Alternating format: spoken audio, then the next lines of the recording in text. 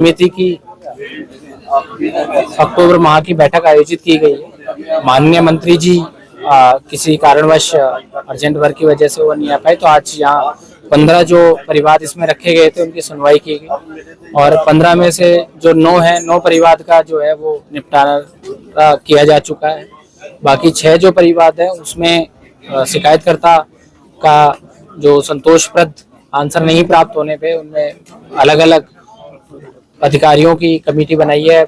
2 जो परिवार हैं उसमें जो हमारे मेंबर्स हैं ग्रीवेंस कमेटी की, उनकी भी जिम्मेदारी लगाई है ताकि उनका परिवार का जो है वो निपटान हो सके और उनके संतोषप्रद तरीके से उनका निराकरण हो सके।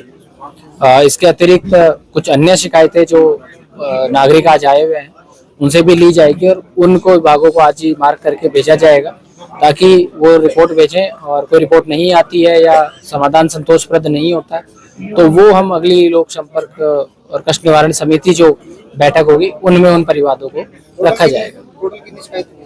आज 15 आई थी, 15 में से 9 का समाधान हो गया है। उनमें से 2 ऐसी भी थी जो पिछली 4-5 बैठकों से जो है लगातार वो चल रही थी, लंबित थी, नागरिक संतुष्ट नहीं थे, लेकिन इस में वो जो है समाधान हो गया है और उन्होंने इसका धन्यवाद भी व्यक्त किया। फर्जी डिग्री का मामला है जी। एक मामला आया है जिसमें उनका जो परिवार था वो ये था कि उनकी जो जहाँ रिश्ता करा अपनी गुड़िया का, वो उन्होंने धोखाधड़ी से और तथ्य छुपाते हुए वो कर लिया और उस लड़के की डिग्री बाद में फर्जी वगैरह निकली।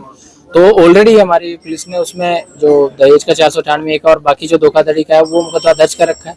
परिवादी का ये था कि यहाँ पे FIR कराया जाए, चूंकि जो यूनिवर्सिटी है, कॉलेज है, वो हिमाचल प्रदेश में है और ऑलरेडी माननीय हिमाचल प्रदेश हाईकोर्ट ने जैसा रिपोर्ट में आया है कि हिमाचल प्रदेश सरकार को SIT के निर्देश दिए, उसमें जो कार्रवाई बनती है, जो दोषियों के खिलाफ करती है, कई बच्चों के भविष्य का ऐसी यूनिवर्सिटी ने जो है अंधकार में डाला है, तो निश्चय ही उन पे कार्रवाई होनी चाहिए। वो हमने ऑर्डर्स का भी एक बार अवलोकन कर रहे हैं और जो भी आगे वहाँ कॉम्पिटेंट अथॉरिटी है उनको भी हम जो है रिपोर्ट भेज देंगे। डिपो का मामला है जी, SDM को जांच। हाँ बिल्कुल, इसमें एक लाडवा क्षेत्र में एक डिपो धारक ने कहा कि भी जो उनका डिपो तो कैंसिल हुआ, बाकी कुछ डिपो में अनियमितताएं थी, उसमें कार्रवाई नहीं हुई है, तो उसमें जो कार्रवाई की रिपोर्ट फूड सप्लाई डिपार्टमेंट ने आज दी है। उसके बाद भी हमने जो है हमारे SDM लाडवा की जिम्मेदारी लगाई है कि शिकायतकर्ता को और इस तरह से जो जितने भी वहाँ पे डिपो जो चल रहे हैं, किसी भी तरह को आमजन को जो राशन लेने वाले हैं उनको किसी भी तरह की जो है वो दिक्कत ना आए, ये सरकार का ध्येय है।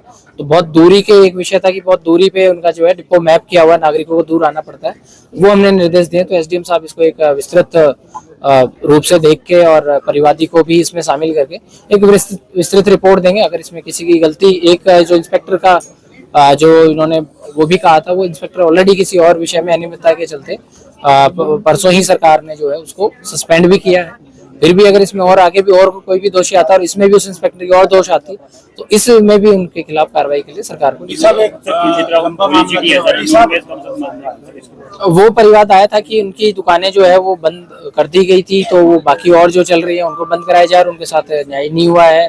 उनको जिसने किराया दिया है उन्होंने ही अब उसको खाली करा दिया है वो किसी का, तो ये प्राइवेट वो मैटर हो गया। जहाँ तक जो नोटिफिकेशन है कि होली सिटी में जो भी प्रतिबंधित सामग्री बेचने की बात है वो अलाउ नहीं है, तो वो कानून सबके लिए बराबर है।